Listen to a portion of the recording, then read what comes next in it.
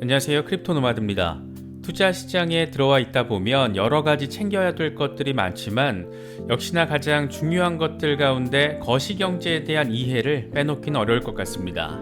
코인 투자하는데 뭔 놈의 거시경제 타령이냐 이렇게 생각하시는 분들도 계시겠지만 적어도 중장기 대응을 하시는 분들에게는 이건 더 이상 선택의 문제는 아닌 것 같습니다.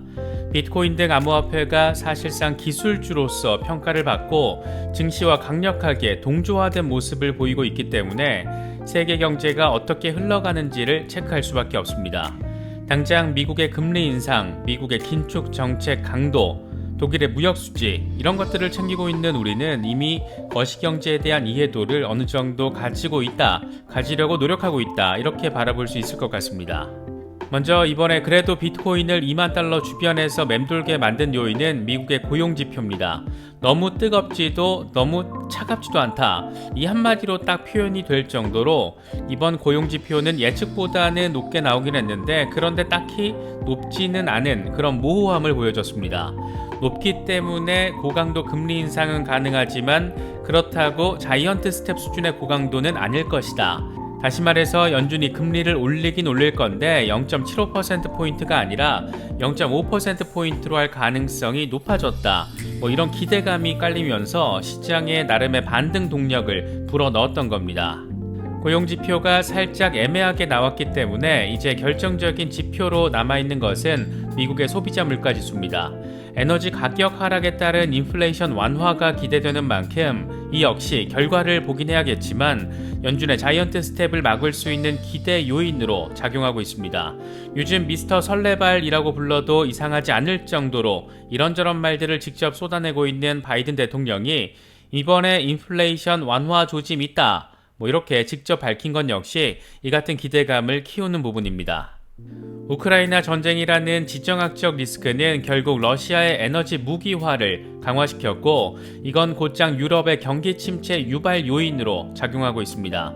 과거 러시아의 영광을 되찾겠다 이런 푸틴의 이따구 말들 이런 말들 떠들고 다닐 때만 해도 그저 헛소리려니 이런 생각이 강했지만 요즘 하고 있는 걸 보면 나름 짱구를 굴리긴 엄청 굴리면서 유로존을 대상으로 장난을 꽤 세게 치고 있습니다. 이번에 G7 재무장관들이 러시아산 원유 가격 상한제를 발표하자마자 불과 몇 시간 뒤에 러시아는 유럽으로의 천연가스 공급 중단 소식을 발표했습니다. 곧 동계 시즌이 다가온다라는 점을 고려하면 유럽의 경기 침체는 정말이지 세계 경제의 뇌관으로 작용할 가능성도 한층 더 높아진 모습입니다. 중장기적으로는 다소 험난한 시간이 펼쳐질 가능성도 충분히 존재하지만 일단 9월 한 달만 놓고 보면 어쩌면 단기적으로 미드텀 랠리가 벌어질 가능성, 그 기대감은 더 커질 수도 있는 환경이 아닐까 그런 생각이 들기도 합니다. 여러 소식들 잘 참고하실 수 있으면 좋겠습니다. 본격적인 시작에 앞서서 좋아요와 구독 또 알림 설정 꼭 부탁드리겠습니다. 영상 제작에 아주 큰 도움 된다는 말씀 함께 드립니다. 그럼 시작하겠습니다. 연준의 9월 금리 결정에 있어서 결정적인 영향을 미칠 요인은 크게 두 가지였습니다. 자잘한 여러 가지 데이터들이 있긴 하지만 큰 줄기 차원에서 바라보자면 두 가지 정도 꼽을 수가 있는데 먼저 이번에 발표된 고용 상황입니다. 이번에 발표된 미국 8월 고용 지표를 보면 뭔가 기대를 엄청 막 키우는 것도 아니고 그렇다고 엄청 걱정을 키우는 것도 아닌 되게 모호한 수준으로 나왔습니다. 금리 인상의 관점에서는 금리를 올리긴 올리는 게 맞는 상황인데 그런데 0.75%포인트 인상까지는 아닐 수도 있다. 이 정도 이야기를 가능하게 만들고 있습니다. 고용지표 발표 직후에 증시와 암호화폐가 잠깐 안도 랠리를 보였던 것도 이런 분위기를 반영한 것이라고 할 수 있습니다. 일단 8월 비농업 고용지수, 그러니까 신규 고용은 31만 5천 개가 늘었습니다. 예측치가 30만 개였으니까 예상을 웃돌긴 했는데 이게 딱히 폭 자체가 좁다 보니까 사실상 시장의 예상에 부합했다 이 정도로 표현할 수 있는 상황입니다. 6월과 7월의 대폭 증가 상황과 비교를 해보면 노동시장은 어느 정도 둔화세를 보이고 있다 이렇게 바라볼 수가 있습니다. 실업률은 3.5%에서 3.7%로 소폭 늘었고 노동 참여율은 62.4%로 팬데믹 이후 최고 수준을 확인했습니다. 여러모로 연준이 반길 만한 상황들이 데이터로 확인된 겁니다.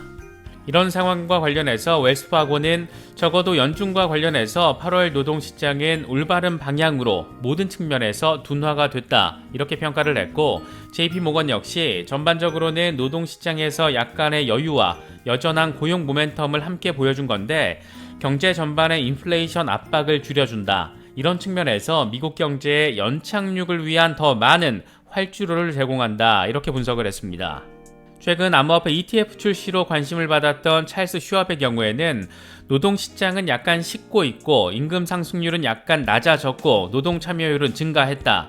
이건 연준의 긴축 열기를 조금 덜어낼 것이다 이렇게 평가를 했습니다. TD 아메트레이드의 보고서 제목이 개인적으로는 잘 와닿았는데 너무 뜨겁지도 너무 차갑지도 않다, 이런 제목의 보고서를 통해서 실업률 증가는 노동 참여율의 상당한 증가라는 좋은 이유로 인한 것이다 이렇게 설명을 했습니다. 모호하긴 한데 그래도 전반적으로 봤을 때는 시장에 긍정적인 시그널이 될 수 있다라는 점을 시장에서 방귀 좀 낀다라는 투자은행들이 공통적으로 강조하고 있는 겁니다. 결과적으로 첫 번째 변수였던 고용지수는 일단 연준을 안도하게 만들 수 있게끔 데이터가 나와줬고, 이제 남은 건 13일에 발표되는 8월 소비자 물가지수입니다. 그런데 대부분 예상하시겠지만 8월 소비자 물가는 에너지 가격 하락에 따른 영향으로 7월 대비 낮아질 가능성이 높습니다. 물론 조금 전망은 엇갈리고 있습니다. 소폭 증가할 수도 있다 이런 전망이 있지만 그동안 가장 큰 악재로 작용했던 에너지 가격 완화가 확인이 됐기 때문에 이런 부분에 대한 기대감을 조금은 더 키우고 있는 모습입니다. 특히 휘발유 가격은 70일 연속 하락세를 보이면서 최근 17년 동안 두 번째로 긴 하락세를 선보였습니다. 결국 정리를 하자면 두 개의 핵심 변수가 있었다. 그런데 CPI 상황은 어느 정도 완화가 예측되는 상황에서 이번에 고용지수까지 잘 나와줬기 때문에 연준이 0.75%포인트 고강도 금리 인상을 무리해서 단행하진 않을 것이다. 이런 기대감이 하루 사이에 엄청 좀 많이 커졌다라고 할 수 있습니다. 이 같은 분위기는 금리 선물 시장에 곧장 반영됐습니다. CME 페드워치 금리 선물 시장 상황을 보면 9월 FOMC에서 0.75%포인트 인상 가능성은 57%를 보이고 있는데 이게 하루 전에 75%와 비교를 하면 크게 빠진 것을 느낄 수가 있습니다. 반면 0.5%포인트 금리 인상 가능성은 25%에서 43%로 올라섰습니다. 하루 사이에 각각 50% 수준의 증감이 이뤄지면서 거의 절반 비중으로 전망이 지금 엇갈리고 있는 겁니다. 9월에 우리가 기대할 수 있는 최선의 시나리오, 가장 좋은 시나리오는 이렇습니다. 9월 13일 소비자 물가지수가 기대하는 대로 조금 더 떨어진 것으로 나와진다. 그러니까 인플레이션 완화 상황이 데이터로 확인된다. 9월 15일에 이더리움 지분증명 전환 성공적으로 마무리가 된다. 9월 21일 연준은 0.5%포인트 금리 인상 단행한다. 9월 22일 카르다노 바셀포크 성공적으로 이뤄진다. 최선의 상황을 가정하자면 9월 말부터는 우리가 그렇게 바라는 미드텀 랠리가 시작될 가능성이 상당히 높다라고도 바라볼 수가 있습니다. 물론 가정은 가정이지만 이 중간 선거를 앞두고 코너에 몰릴 대로 몰린 바이든 대통령의 입장에서는 수단과 방법을 가리지 않고 시장을 달래고 투심을 표심으로 연결시키는 작업을 완성해야 하는 상황, 그런 아주 어려운 상황이 지금 존재하고 있습니다. 바이든 대통령은 일자리는 증가하고 있고 사람들은 일터로 돌아가고 있다라면서 이번 고용지표 데이터를 적극적으로 강조했습니다. 그러면서 인플레이션 둔화가 시작됐을 수 있다라는 일부 징후들이 보이고 있다. 유가 역시 지속적으로 하락하고 있는데 10년여 동안 없었던 가장 빠른 수준이다라고 설명을 했습니다. 최악의 지지율을 기록하면서 중간선거 승리를 역시 자신할 수 없는 상황에서 바이든 대통령은 인플레이션 감축 법안에 학자금 빚 탕감에 지금 할 수 있는 거의 모든 것을 엄청 열심히 하고는 있는 상황인데 과연 이런 노력과 우리가 바라는 미드텀 랠리가 어떤 방식으로 또 얼마나 연계가 될 수 있을지 주목되고 있는 그런 상황입니다. 이번에 고용지표 결과가 안도 랠리의 시그널로 작용하면서 증시도 암호화폐도 분위기가 좋았는데 여기에 찬물을 끼얹은 것은 이번에도 러시아였습니다. 이 빌어먹을 것들이 유럽으로 향하는 가스관 노드스트림 1을 걸어 잠근다 이렇게 밝히면서 유럽 경기 침체 우려 가중 시그널로 작용했고 결국 미국 증시 3대 지수 모두 하락 마감하게끔 이끌었습니다. 러시아의 이 같은 입장은 G7 재무장관들이 러시아산 원유에 대해서 가격 상한제를 도입할 것이라고 밝힌 직후에 바로 몇 시간 뒤에 나온 건데 그래서 러시아의 보복 차원으로 해석되고 있습니다. 이게 참 정치인들 정치 노름에 서민들만 죽어나는 건데, 우크라이나 전쟁 이후에 러시아가 에너지를 이렇게 무기화하면서 유럽의 에너지 대란 이미 현실이 됐습니다. 이탈리아 프로축구 일부 리그인 세리에 A는 경기장 조명 시간 단축을 비롯해서 에너지 절약 대책을 발표했는데, 야외 경기장 투강 조명 사용 시간이 최대 4시간으로 제한됐습니다. 진짜 무슨 나비 효과처럼 우크라이나에서 시작된 위기가 유럽 전역을 지금 바이러스처럼 덮치고 있는 겁니다. 에너지난에 인플레이션에 저성장까지 지금 유럽은 말 그대로 삼중고를 겪고 있는데, 이걸 가장 상징적으로 보여주고 있는 것은 다름 아닌 유럽의 맹주 독일입니다. 이번에 발표된 7월 무역수지 상황만 봐도 앞으로가 더 답답하게 느껴지는데, 결과적으로는 54억 유로 흑자여서 예상치 48억 유로 흑자를 웃돈 것이고, 그래서 얼핏 봤을 때는 상황이 개선되는 건가 싶기도 하지만, 수출은 전월 대비 2.1% 줄었고 수입은 전월 대비 1.5% 감소한 것으로 나타났습니다. 수출도 수입도 감소했는데 수입 감소폭이 더 작다 보니까 결과적으로는 흑자로 보여지고 있는 겁니다. 이에 대해서 ING가 잘 정리를 했는데, 최대 경제대국인 독일의 7월 수출 감소는 3분기 경제가 약한 기반에서 출발했다라는 것을 시사한다. 무역은 더 이상 독일의 성장 동력이 아니라 성장의 걸림돌이 됐다. 이렇게 뼈 때리는 분석을 제시했습니다.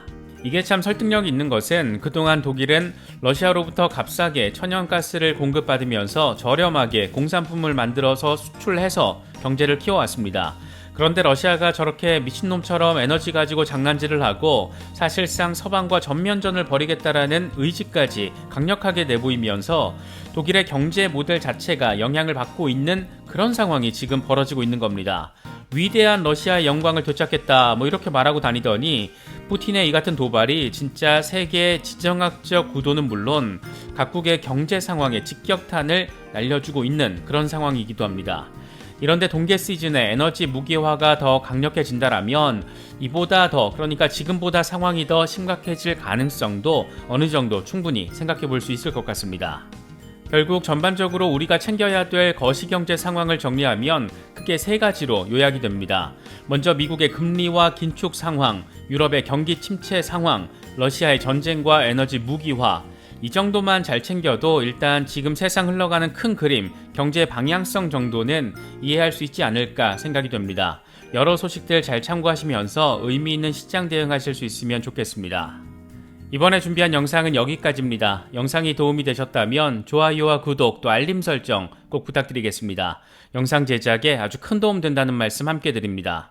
언제나 성투하시기를 기원하겠습니다. 시청해주셔서 감사합니다. 지금까지 크립토 노마디였습니다.